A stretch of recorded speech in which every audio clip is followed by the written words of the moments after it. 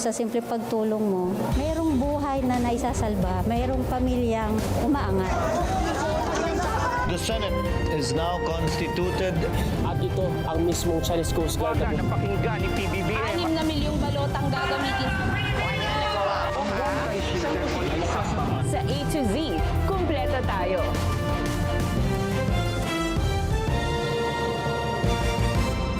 Luzon, Visayas, Mindanao at buong mundo. Ngayon ay Biyernes, December 19, 2025.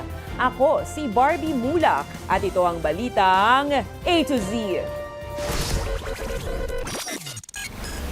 Dating DPWH Undersecretary Maria Catalina Cabral, patay matapos umanong mahulog sa bangin. Pero autopsy sa katawan upang imbestigahan ang posibleng foul play.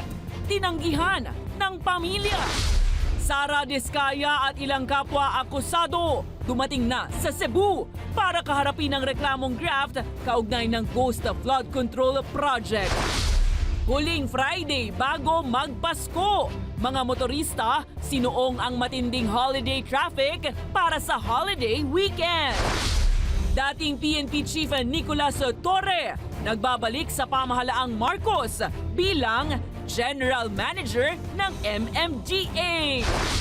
At sa showbiz, MMFF entries pabonggahan ng float sa PhilFest Parade of Stars.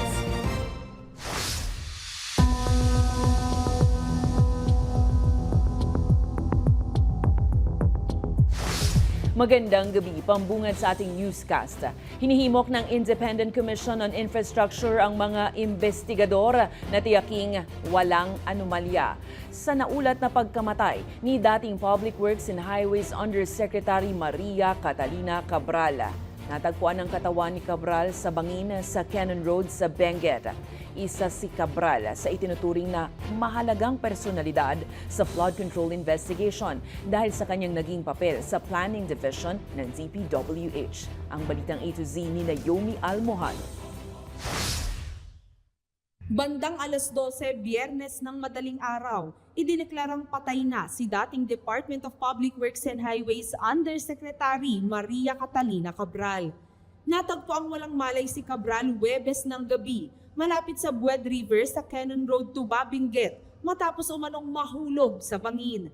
Ayon kay Interior and Local Government Secretary John Vic Remulla at sa Benguet Provincial Province, mismong driver ni Cabral ang nag-report ng insidente. Batay sa salaysay ng driver, alas 3 ng hapon ng Huwebes, nagpababa si Cabral sa Camp 5 ng Cannon Road at nang balikan pasado alas 5 ng hapon, hindi niya na ito makita. Tahimik daw, iniwan ng driver, bumaba ng kotse para mag-i-inspect lang daw siya. Parang normal sa kanila yan eh. Tapos pinalis na siya. Tapos nakita na lang siya sa ilalim sa bangin mga 8 o'clock p.m. Ayon sa mga otoridad, isa sa ilalim sa autopsy at DNA test ang bangkay ni Cabral. Is there something or someone that nagtulak sa kanya para gawin yon? Either tinulak siya or yung sarili niya na mismo ang nagsabi na gawin niya yon. Baka budol play eh, di ba? Baka ibang katawang ginamit, sabi ng pamilya, sila na yon. Pero baka tumakas sa ibang lugar. Diba? Marami kasi nagbe-fake ng death certificate eh. So, naninigurado lang kami na siya talaga yan. Ayon sa mga otoridad, itinuturing na person of interest sa kaso ang driver ni Cabral. Until after the autopsy and after all the witnesses, everyone is considered a suspect na kasama niya beforehand. Ayon pa kay Remulla, nagkaroon ng lapses sa crime scene dahil itinurn over agad sa pamilya ang mga labi ni Cabral. There is a mandatory holding period na para makita ang lahat and there were lapses in that. There must be extensive investigation first before any and all information is released. However, tinurn over kagad sa pamilya. Kasunod nito, hinimok ng Independent Commission for Infrastructure ang mga investigador na siguruhing walang foul play sa pagkamatay ni Cabral dahil sa kanyang mga nalalamang impormasyon kaugnay sa flood control investigation. Nanawagan din ng ICI sa mga law enforcement agency na agad i-secure at i-preserve ang mga dokumento, computer at gadgets ni Cabral para sa forensics examination. Sa kabila ng pangyayaring ito, paalala ni Remulla sa lahat ng mga nasasangkot. Let me be clear. Ang pagkamatay ng isang tao ay hindi ibig sabihin titigil ang gulong ng hustisya. Hahabulin namin ang lahat ng nakoyaman, buhay o patay. Sa kasagsagan ng hearings ng Senate Blue Ribbon Committee, idinawit ang pangalan ni Cabral sa umano'y insertion sa 2026 budget at umano'y kickback system sa DPWH. Itinanggi ito ni Cabral at sinabing wala siyang kinalaman sa mga proyekto at nakatutok lamang sa mga plano ng ahensya. Sa panig naman ng DPWH, kinilala nito ang 40 taong paglilingkod ni Cabral sa ahensya.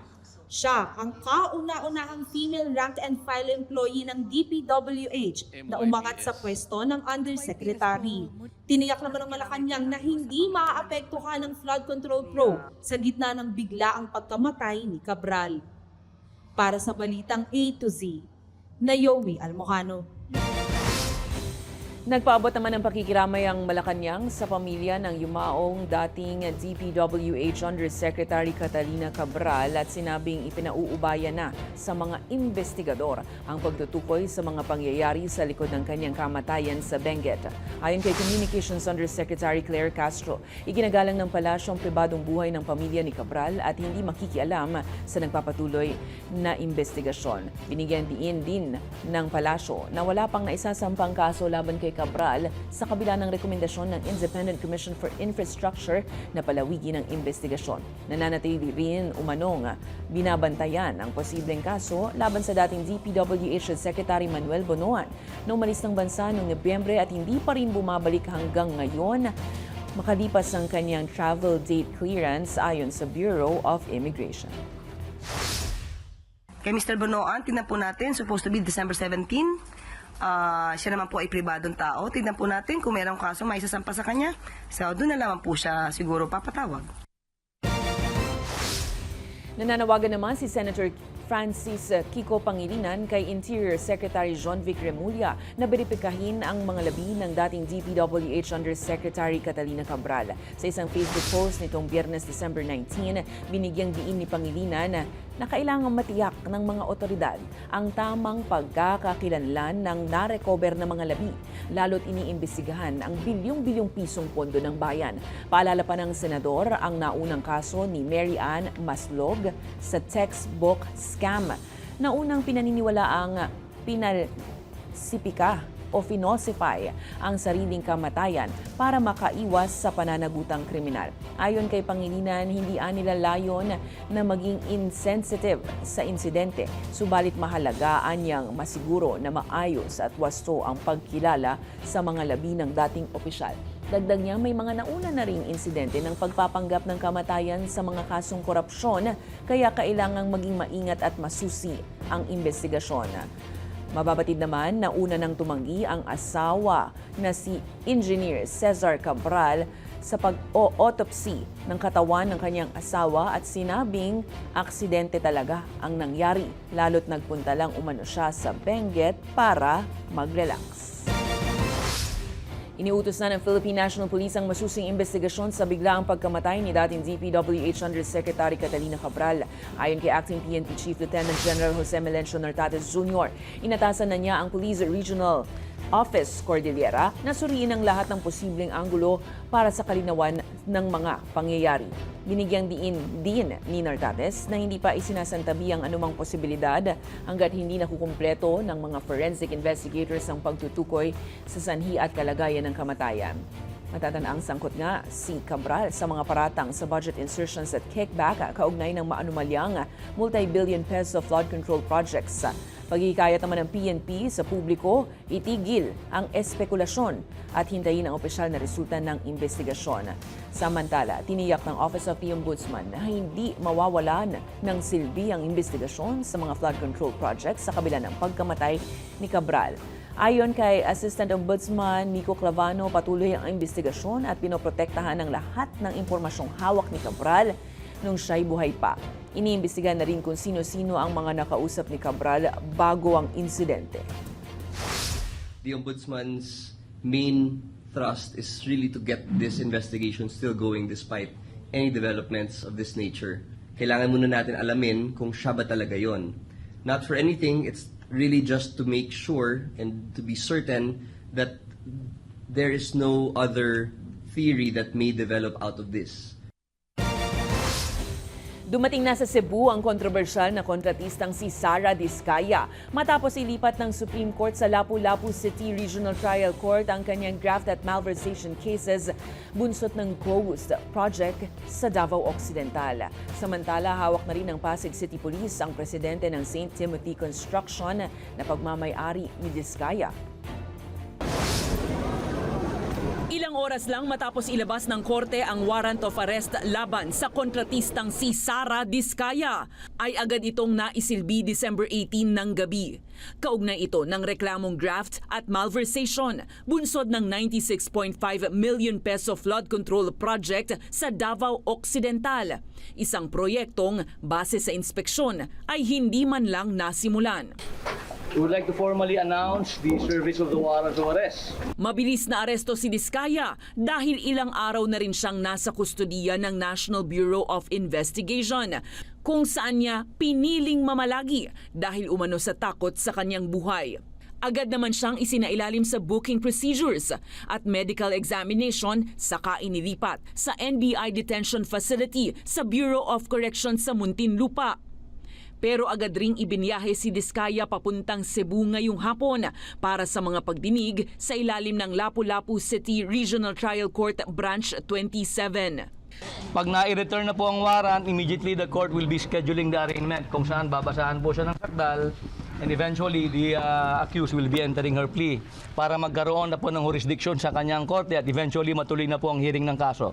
Arestado na rin ang presidente ng kumpanya ng mga Diskaya na St. Timothy Construction Corporation na si Roma Rimando. Sa loob mismo ng Pasig City Police Station, inaresto si Rimando dahil tulad ni Diskaya ay nauna na siyang sumuko sa pulisya. Mananatili si Rimando sa Pasig Police Custodial Facility habang naghihintay ng utos ng korte kung ililipat rin siya sa Cebu. We will obey immediately. Pag once na mayroon na kaming commitment order coming from the court, we will waste no time. Samantala, dumating na rin sa Cebu nitong Biyernes ang 2 sa 8 opisyal ng Department of Public Works and Highways na isinasangkot sa parehong mga kaso.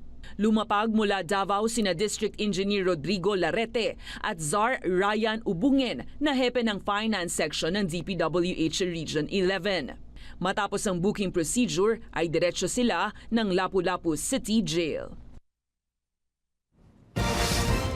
Sa gitna ng investigasyon hinggil sa korupsyon, isinauli naman ni dating Bulacan District Engineer ng DPWH na si Henry Alcantara ang mahigit 71 million pesos na cash sa Department of Justice ngayong Biyernes, December 19. Bahagi ang ibinalik na pera ng umano'y 300 million pesos na kickbacks na kanyang natanggap mula sa mga maanumalyang flood control projects sa Bulacan. Dahil rito, umabot na sa 221.37 million pesos ang kabuuang cash na naibalik sa pamahalaan ng mga nasasangkot sa anomalya. Matatanda ang nagsauli na si Alcantara ng 110 million pesos noong November 28. Samantala, kinumpirma naman ni Prosecutor General Richard Fadulion na provisional nang itinanggap si Alcantara sa Witness Protection Program.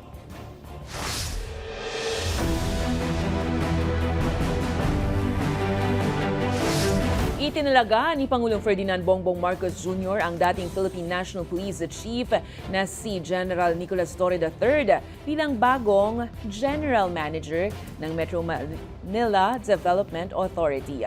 Kinumpirma ng Malacanang na papalitan ni Torre si Procopio Lipana na nagsilbi sa MMDA sa loob ng mahigit 3 taon. Matatandaang napalitan si Torre bilang PNP Chief nitong taon matapos ang umano'y hindi pagkakaunawaan sa National Police Commission ayon kay Pangulong Marcos. Malugod naman tinanggap ng MMDA ang pagtatalaga kay Torre.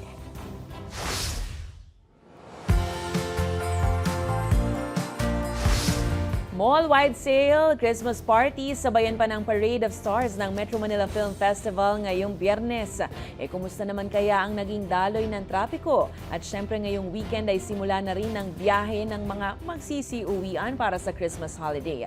Narito ang balitang A to Z ni Ace Cruz. Nangangalahating araw na 1,000 piso pa lang ang kita ng taxi driver na si Ray. Ganito anya katumal ang kita mula nang pumasok ang 2 linggo ng Disyembre dahil sa mas mabigat na daloy ng traffic. Magsakay ka lang magsakay kasi wala ka nang mapili na lugar, puro traffic eh.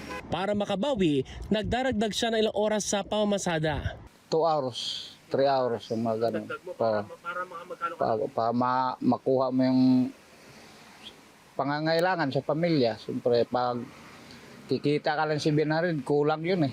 Ganito rin ang sitwasyon ng rider na si Kim na nauubos lang ang oras sa pamamasada sa mabigat na daloy ng trapiko.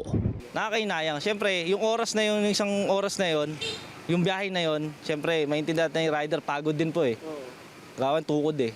Kaya kapag kumbaga makapagpahinga, siyempre gusto mo pa kumuha ng booking. Gayaan niya sa rutang Pasay City papuntang Pasig City na karaniwang higit kalahating oras lang. Umaabot na ng hanggang 1.5 oras. Tansya ng MMDA, as of December 15 ay umaabot na sa higit 400,000 ang bilang ng mga sasakyang dumaraan sa EDSA. We expect na tataas pa yan pero we understand na marami na rin nag-uwian sa mga probinsya na ating mga kababayan, kaya bumibigat na rin yung daloy ng traffic sa papuntang NLEX, SLEX at ganoon din sa ating mga pantalan at paliparan. Dagdag pa ang kaliwat ka ng aktibidad mula mall sales, mga Christmas party. Gayun din ang Parade of Stars na mga pelikulang kabilang sa 51st Metro Manila Film Festival na natapat nitong Biyernes ng hapon. Nagsimula sa Macapagal Avenue sa Pasay City ang Parade of Stars sakay ng kanilang mga naggagandahang float at papunta sa circuit sa Makati. Nagpatupad ng stop and go traffic scheme sa ruta ng parada. Sa EDSA naman, bumper to bumper mga sasakyan matapos bumuhos ang ulan nitong hapon. Una nang inanunsyo ng Department of Public Works and Highways o DPWH ang pagsisimula ng EDSA rehabilitation sa bisperas ng Pasko hanggang January 5, 2026. Pero kumpiyansa ang MMDA na hindi ito magdudulot ng lalong pagbigat sa daloy ng trapiko. And we'll manage it then. We'll announce kung saan yung mga areas na may gagawin. Una nang ipinatupad ng MMDA ang no day off policy sa kanilang tauhan sa holidays para tiyaking may magmamando sa trapiko. Para sa Balitang A to Z, Ace Cruz. Mga ka-A to Z, ramdam nyo na ba ang Pasko? Kung wala pa kayong plano ngayong weekend, pwede pong mag-travel dyan sa norte. Muli kasing nagningning ang City of San Fernando, Pampanga sa kanilang 117th Giant Lantern Festival. Isang taon ng pagdiriwang ng kakayahan, sining at diwa ng Pasko mula sa mga naglalakihan at nagliliwanag ng mga parol. Libo-libong tao ngayon ang dumarayo, makita lang ang mga pasabog na mga pailaw ng higanteng mga parol. Mula po yan sa 10 barangay na nagpatitagisan sa Galinga gamit ang tradisyonal na rotor system.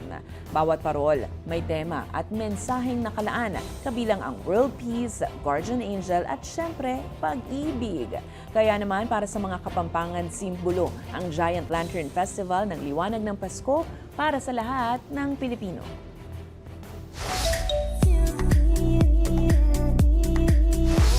Heads up po sa Stranger Things fans dahil it's time.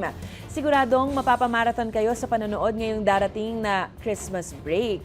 Inilabas na kasi ng Netflix nitong Martes ang opisyal na trailer para sa much-awaited American series na Stranger Things Season 5 Volume 2. Sa pasilip sa ikalawang bahagi ng serye, mas kapanapanabik at talaga namang makapigil. Hininga ang bawat tagpo ng mga karakter kung saan patuloy ang determinasyon ng mga bidang kabataan na hanapin ang mga kasagutan ng misteryo sa Hawkins at pabagsakin si Vecna para manumbalik ang kapayapaan sa kanilang lugar. Mapapanood ang Volume 2 ng Stranger Things Season 5 sa December 26 at finale sa January 1. Susunod mga katutubo, dumarayo at namamasko sa Metro Manila ilang araw bago ang Pasko. Pero paano nga ba tumulong? May payo po ang DSWD. At dating Pangulong Rodrigo Duterte may kakayahang humarap sa ICC hearing ayon sa report ng medical experts. Abangan ang lahat ng yan sa pagbabalik ng Balitang A to Z.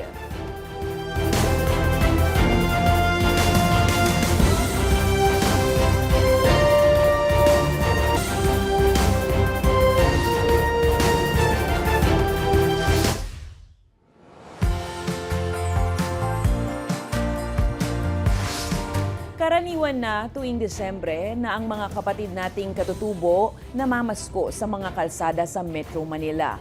Kwento nila sa Balitang A to Z. Nag-aasam lang sila ng kaunting pambili ng pagkain, pero ilan sa kanila ay itinataboy. Ayon naman sa Department of Social Welfare and Development, may paraan para makatulong sa mga namamasko sa kalsada sa halip na magbigay ng limos. Ang Balitang A to Z Special Report ni Kim Salinas. Hindi naman kami nanggugulo, namamasko lang. Ito ang hinanakit ng katutubong badyaw na si Kel, 25 anyos na may 2 anak na kasama niyang namamasko sa kahabaan ng Marcos Highway. Nagtatatakbo sila dahil sa biglaang panguhuli ng mga tauhan ng barangay nitong Huwebes. Kinukuha ang mga gamit namin, saka tapos tatakbo kami. Aalis naman kami pagtapos ng Pasko. Hindi naman kami magtatagal dito. Tubong Sambuanga si Kel, pero lumipat sila sa Rodriguez Rizal at bumababa sila sa Kamaynilaan tuwing Kapaskuhan. Nakilala din namin si Nanay Noresa na mula sa Lucena. Lumuwas siya sa Maynila kasama ang kanyang 4 na anak ngayong Kapaskuhan. Natutulog sila ngayon sa footbridge sa Marcos Highway. Nasa kalsada ganito, naglakad-lakad. Yung anak ko sa akit ng yung nasa jeep. Ang hiling niya ngayong Kapaskuhan, Yung hiling ko po sa amin, yung makatulong kayo sa amin, mga pagkain, mga pambili namin, yung mga gatas. Yun lang ang hiling namin sa inyo po. ayon sa Department of Social Welfare and Development, may paraan para makatulong ang publiko sa mga kapatid na katutubong namamasko sa kalsada. Sa halip na magbigay ng limos, there are responsible ways of providing help or assistance to those who are begging or are staying in the streets. Kaya ang sabi natin, picturean nyo at ipadala sa DSWD nang sa gayon, mapuntahan namin at mabigyan natin ng kaukulang tulong. Ayon sa ahensya, bumababa na ang bilang ng mga pamilya at individual na nakatira sa kalsada dahil sa kanilang mga operasyon. Marami po sa kanila, naiuwi natin sa kanilang mga probinsya, binigyan po ng livelihood intervention nang sa gayon ay hindi na bumalik sa mga lansangan. Ipinapaliwanag ng social workers ang mga libreng programa ng DSWD na maaaring makatulong sa mga pamilya. Kina-counsel din natin yung pong mga magulang kasi nga kinakailangan nilang maintindihan yung kanilang parental responsibilities at nang sa gayon hindi po nila hayaan yung kanila pong anak na manatili sa mga lansangan. Lahat ng kanilang nasasagip ay dinadala sa DSWD Processing Center sa Pasay City at doon pinapakain, pinapaliguan at isinasailalim sa medical check-up. Tuloy-tuloy ang operasyon pagsagip ng DSWD at hindi lamang tuwing holiday season. Para sa Balitang A to Z, Kim Salinas.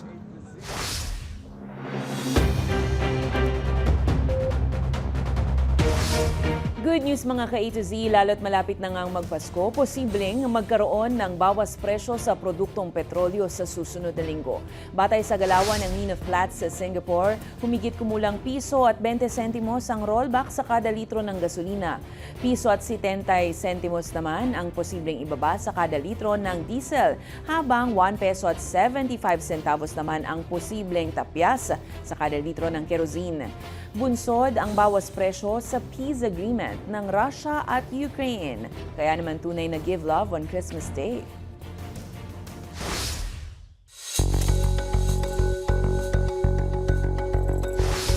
Walang Christmas break si Pangulong Ferdinand Marcos Jr. habang isinusulong ng ehekutibo ang agarang pagpasa at pagpirma para sa 2026 national budget. Ayon sa Malacanang, mamadaliin ng Pangulo ang masusing pag-aaral at pagpirma sa enrolled budget bill bago matapos ang taon. Ito ay matapos ihayag ng Kongreso na nakatakdang iratipika ang panukalang budget sa December 29. Paliwanag ni Communications Undersecretary Claire Castro, mananatili sa Pilipinas ang presidente sa panahon ng Pasko at haharapin kaagad ang anumang issue sa budget para lang mapirmahan ito bago magwakas ang taong 2025. Nauna na ang inaprubahan ng Bicameral Conference Committee ang pinal na bersyon ng panukalang budget na isinumite sa Pangulo para sa kanyang lagda. Pipilitin po ng Pangulo, pipilitin po na maaral mabuti at mapirmahan po ang 2026 national budget bago magtapos po ang taon. Pero ang tinitiyak po ng Pangulo ay aralin, matutukan, mabusisi ang nasabing enrolled bill at matiyak na ang mga nakalagay dito ay naaayon sa prioridad ng administrasyon, isang malinis, makatao at nakatuon ang mga bills na to, or rather ang mga provision dito para sa taong bayan. Sa Pangulo po, din po kailangan magkaroon ng Christmas break, kailangan po talagang aralin ito.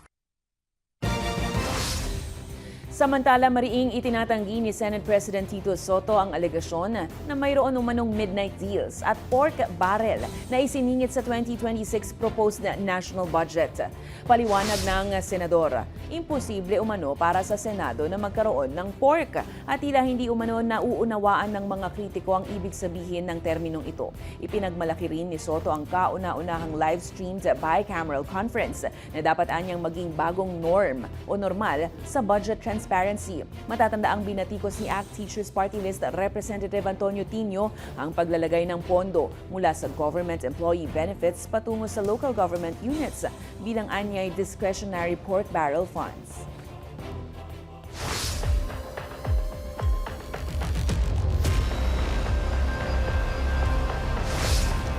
May kakayahang humarap sa mga pagdinig sa International Criminal Court si ex-President Rodrigo Roa Duterte ayon sa report ng medical experts.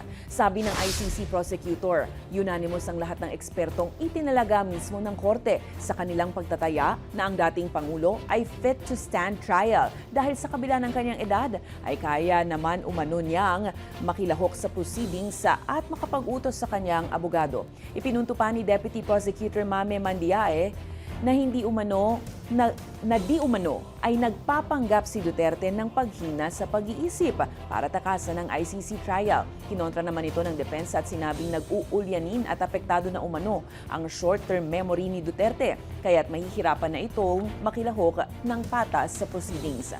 Sa ngayon, hinihiling ng prosecution ang agarang pagre-reschedule ng hearings ni Duterte sa kasong crimes against humanity kaugnay ng kanyang madugong war on drugs. Matatanda ang ipinagpaliban ang confirmation of charges hearing ni Duterte noong Setyembre dahil umano sa kalusugan ng dating Pangulo.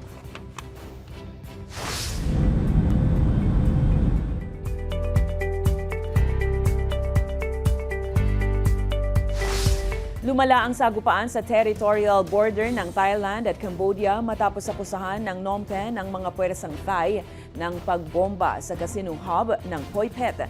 Malapit po yan sa hangganan ng dalawang bansa. Ayon sa Defense Ministry ng Cambodia, 2 bomba ang ibinagsak ng mga Thai F-16 jets bandang alas 11 ng umaga sa Poi Phet na malapit sa isang military base. Itinturing ito ng Cambodia bilang paglabag sa kanilang soberanya.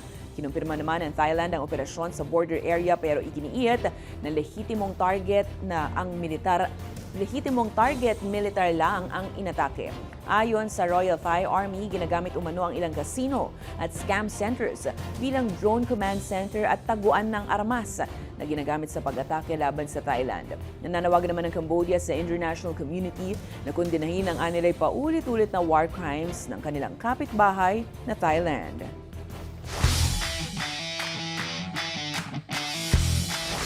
Habang papalapit ang Pasko, patuloy din ang paghataw ng bansa sa SEA Games.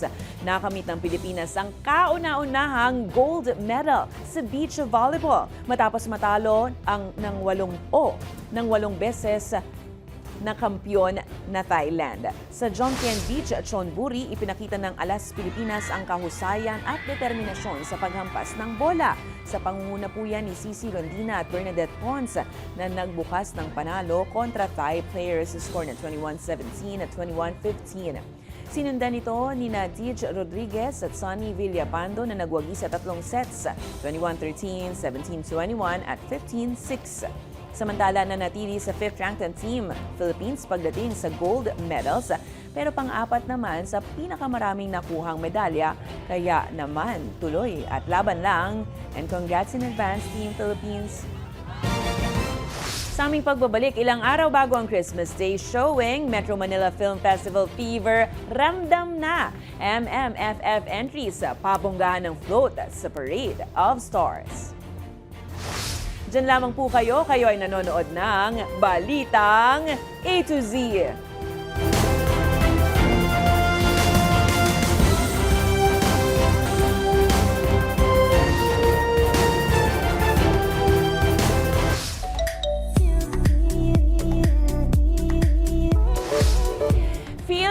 Feel ang holiday vibes sa kick-off ng Metro Manila Film Festival na tradisyon na tuwing Pasko. Idinaos nga ang Parade of Stars ngayong Biyernes kung saan present ang big celebrities gaya ni Vice Ganda, Nadine Lustre, Gerald Anderson at marami pang iba. Makichika sa balitang A to Z Showbiz ni Lane Garcia. In 3, 2, 1! Grande, makulay at masaya ang pagdiriwang ng ika-51st edition ng Metro Manila Film Festival 2025. Sa Parade of Stars sa Makati City ngayong Biyernes, December 19, kumpleto ang mga bituin ng bawat pelikula.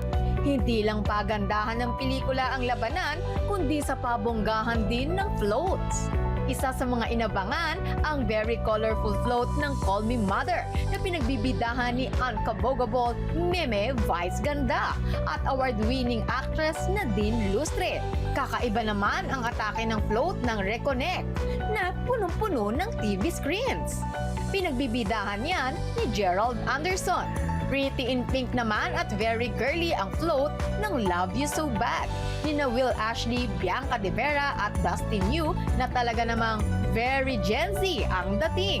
Habang napawaw naman ang lahat sa Full of Roses na float ng I'm Perfect na pinagbibidahan ng dalawang aktor na may Down syndrome na sina Ann Cristel Go at Earl Jonathan Amaba.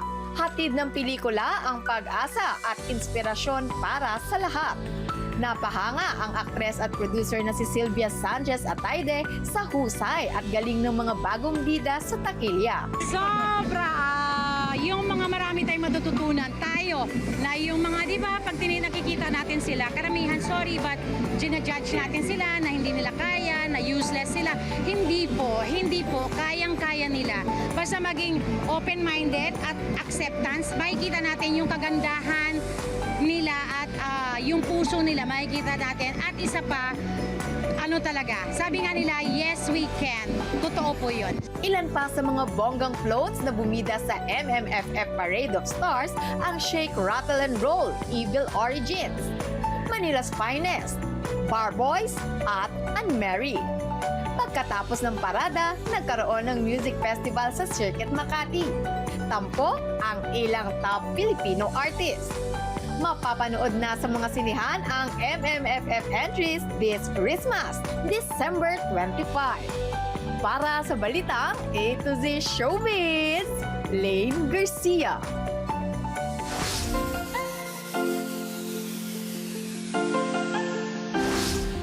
Kaliwat kanan mo na ngang maririnig ang All I Want for Christmas Is You ni Mariah Carey na talaga namang nagpapahype ng Christmas vibes sa mga party. Pero paano kung ang music version parang ang tono? Medyo naligaw ang direksyon. Panoorin ang nakaka-GV na video. Don't wanna run for Christmas. There is just one thing I need.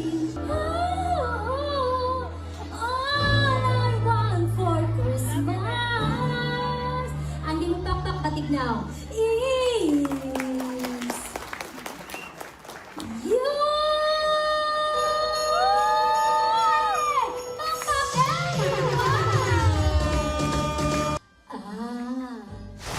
O, diba? Ibang version yon. Kung kayo po ay may kwentong kakaiba, mga kwento ng pag-ibig o storya ng inspirasyon at pag-asa, maaari itong ibahagi. Sumali sa ating Facebook group na Balitang A to Z. Panoorin ang replay ng ating programa at sundan ang ating social media pages. Hanapin ang Balitang A to Z. Ang ating pabaong quote of the night ngayong Biyernes ay mula kay dating US President Franklin D. Roosevelt. Ang sabi niya, sa politika, walang nangyayari nang hindi sinasadya. At yan po ang mga balita at impormasyon, mga kwentong may dalang inspirasyon na tinutukan ng Balitang A to Z. Wala na pong isang linggo ilang araw na lang. Ready na po ba ang lahat na mamasko? Pero always remember po na ang tunay na aginaldo ay ang pag-ibig sa kapwa sa buong mundo. 6 na araw na lang, Christmas Day na. Ako si Barbie Mulak, maging maalam, makialam. Magandang gabi sa'yo, Pilipinas.